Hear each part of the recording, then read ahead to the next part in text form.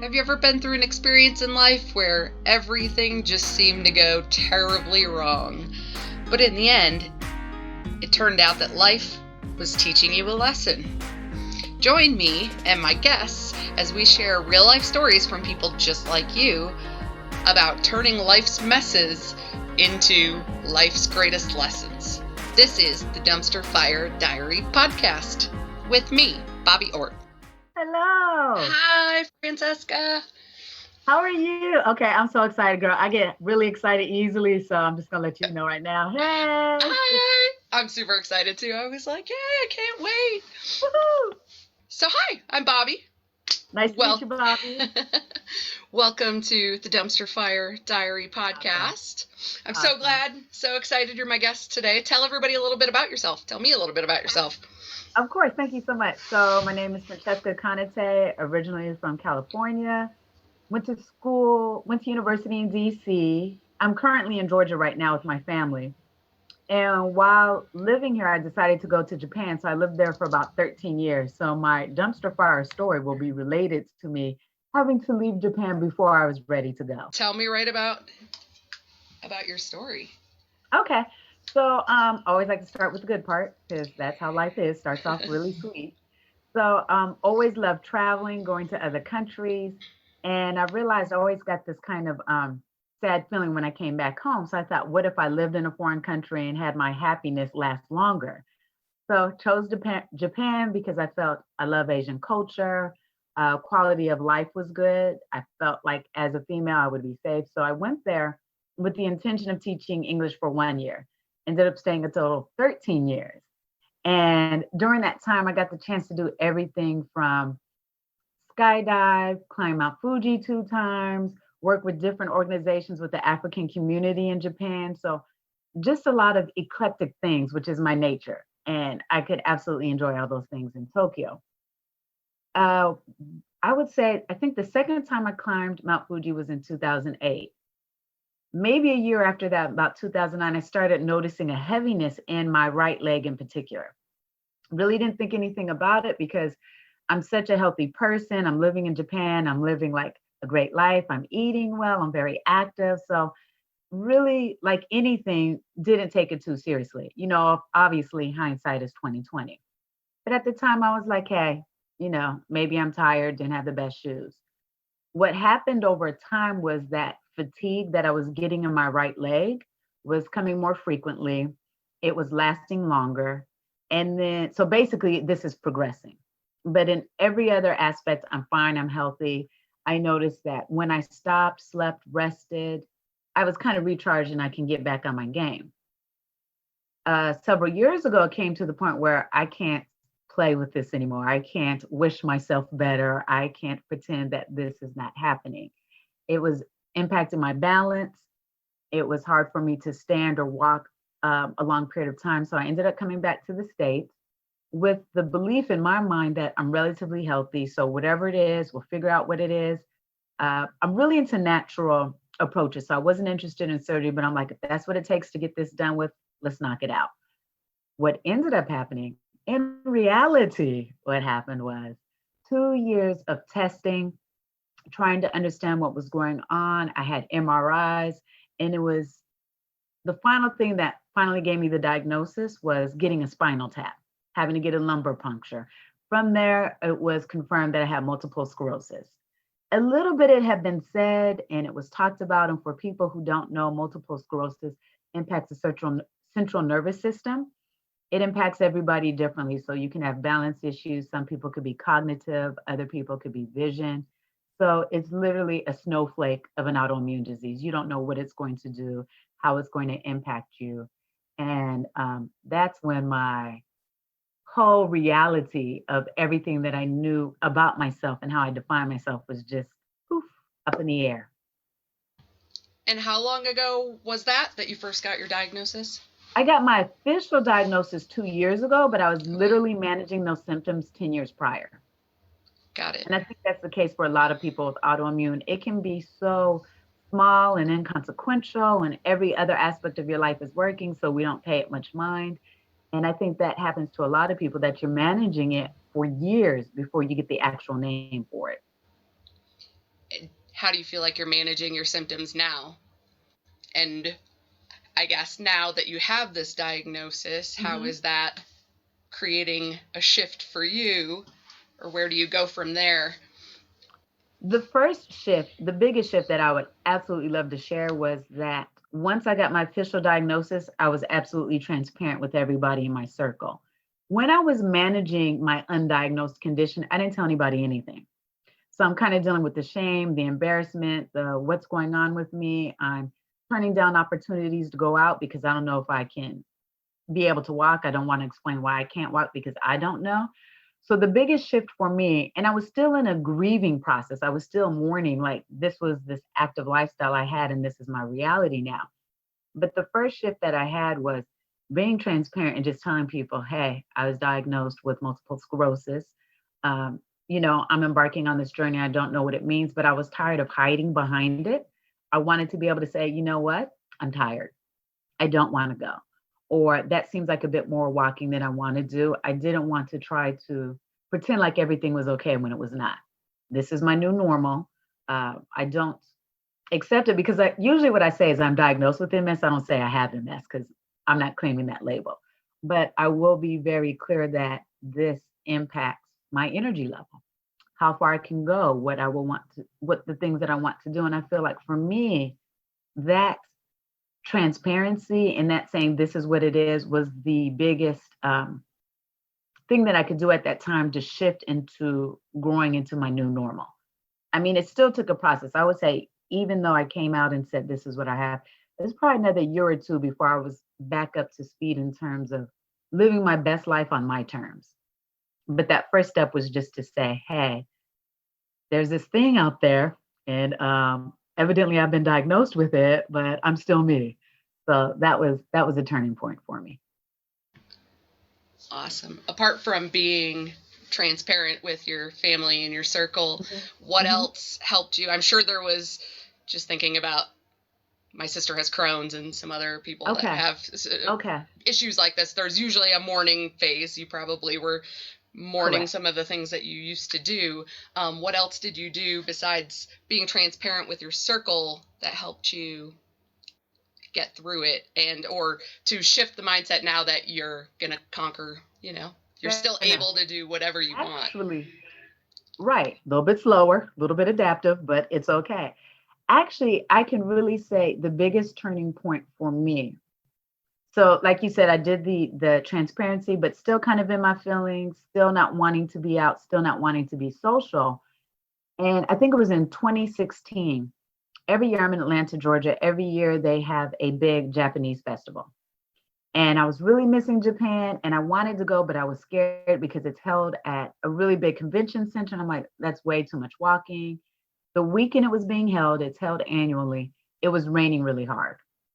And I was like, man, do I really want to risk that? And it was a really back and forth for me. I ended up going. And the thing that was a turning point for me was that I went with my sister and my nephew, and I had a really big umbrella, right? And when we went inside, I actually started using it kind of like a cane.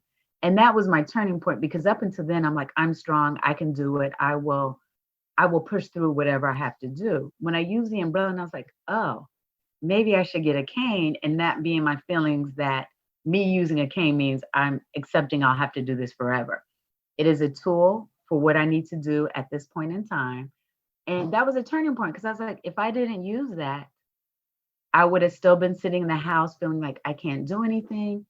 The next day I went and bought a cane. I was like, okay, I do have a little bit more mobility than I thought. I do have a little bit more independence than I thought. That was a major turning point, is just accepting whatever help I needed at that time without feeling like, well, I never needed a cane before. I've never been in this position before. So there was no need to compare to what I didn't need in the past because this is what I need now. I love that. You may not know, I've been a paramedic for about 15 years. So, I've seen different illnesses and tragedies affect people. And so using tools, it's not a sign of weakness. It's just, helping you to live a better life. But it's so psychological because we feel like we are in a society that's constantly judging. So now I'm feeling like, okay, she has a cane. What's wrong with her? And then actually what I do in my mind, I don't need to do it anymore. But initially I was like, I'm athletic. Maybe they think like I'm making this whole backstory. I'm a basketball player and I sprained my ankle and I have to use my cane until I'm recovered. So instead of being like she probably has a chronic illness and will be using that indefinitely, I was like, no, no, no. In my mind, this is temporary. And in my mind, my attitude was like, hey, this is no biggie. Like you don't know me, so I can make any story that I want that makes me get through this, right? It Yep. doesn't matter that I've been using it for 3 years or however long. Like as far as I sprained my ankle in the game winning shot. You understand? And this is just my little recovery time. That's great. I love it.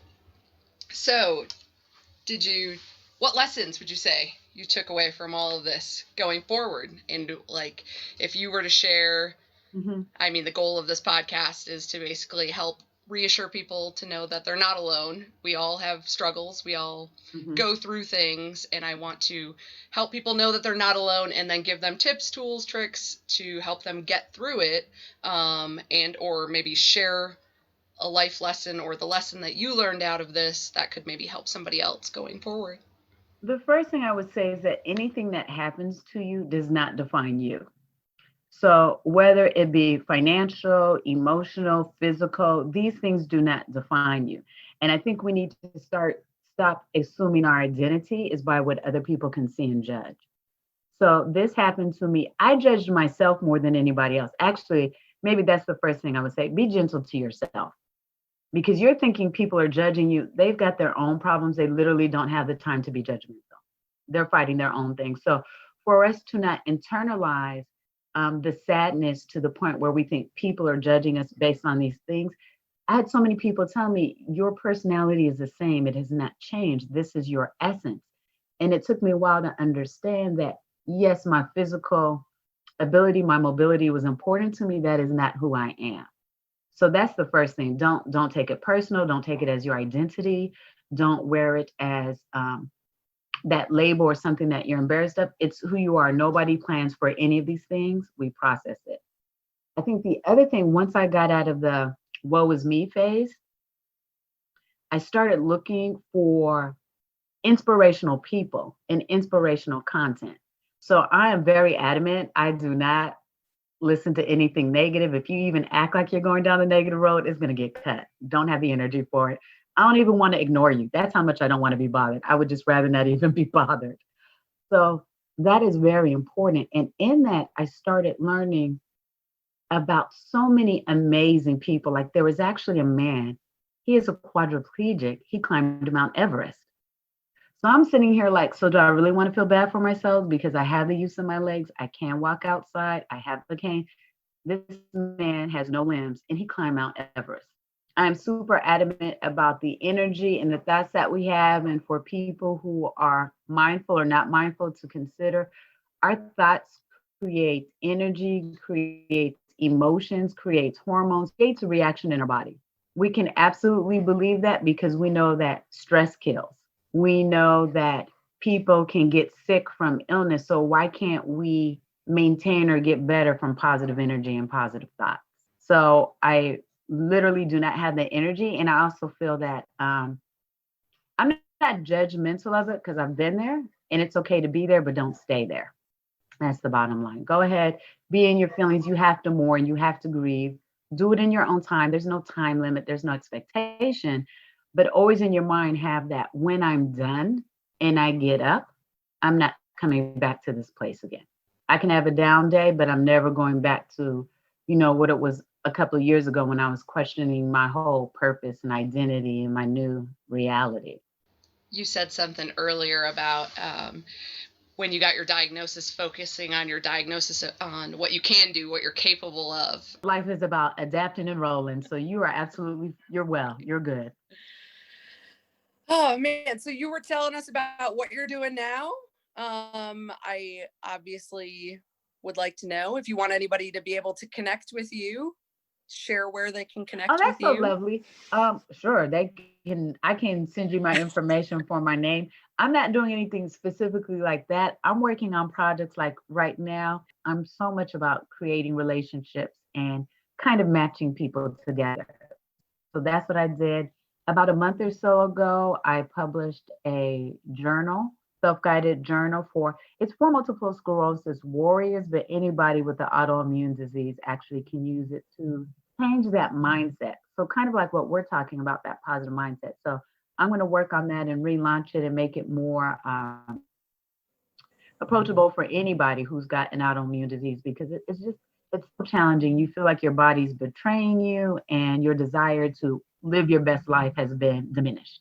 And so this is trying to give that mindset, like I said, focus on the things that make you happy. Be gentle with yourself. Go ahead and have those bad days, but let it be a day and not a week or a month, and then keep it moving again. So working on different projects and things like that. But yes, I can give you the information. So if anybody wants to reach out to me on Facebook or Instagram, I'm always happy. Awesome. Well, I appreciate you so much being my guest today. Sorry for It's been a pleasure. Little bit of difficulties, and we'll be in touch. That sounds fantastic. Thank you for the opportunity, and have a wonderful. Oh, and I wanted to say this real quick. Anything. Shout out to all your superheroes on the back of your wall, girl. I am so infamous for wearing like Marvel t-shirts. And I'm like, oh, Wolverine, Batman. And I'm for Wolverine because he always can heal himself again. So shout out to all the superheroes on the back of the wall. I'm a friend of that. I like the idea of you said MS is going to be your superpower. And exactly. So I'm always like, my superpower, I'm a overly emotional person sometimes. Okay. And I'm like, I'm going to use my emotions as my superpower. Like, nice. You know, because you see it, you talked about inspirational people. There's people like Tony Robbins and stuff, you know, they cry all the time. And I used to see crying, you know, as a sign of weakness. And I'm like, no, this is going to be my superpower. Opposed to releasing and creating. You're letting something out so that you can create a space to make something more intentional moving forward. So I encourage that, support it, and absolutely love your pictures on the wall. Thank you. My pleasure. I love your message, and thank you so much for joining me. A joy. Thank you too. Take care. Take care of yourself. All right. Bye. Bye-bye.